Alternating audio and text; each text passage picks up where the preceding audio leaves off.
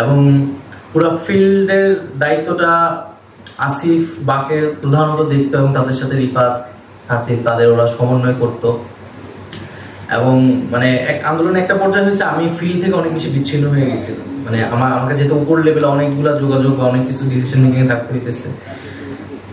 পেছন থেকে তো মাহফুজ ভাই এবং আক্তার ভাই হেল্প করছে, একটা আক্তার ভাই গ্রেফতার পর মাহফুজ ভাই নাসির ভাই এসে পরে যুক্ত হয়েছে। কিন্তু আসিফ বাকের পুরো ফিল্ডের পুরো ডিসিশনগুলা বা বাস্তবায়নের জায়গাটা ওরা সবসময় করছে এবং আসিফ অনেক সাহসী ভূমিকা নিছে, অনেক সাহসী সিদ্ধান্ত একসময় মানে একটা সময় ওর থেকেই আসছে। 15 তারিখের যে কর্মসূচিগুলো, 15 তারিখ যে আমরা কর্মসূচি দিলাম, 14 তারিখ রাত 3টা বাজে আমরা ঘোষণা করা হয়েছে।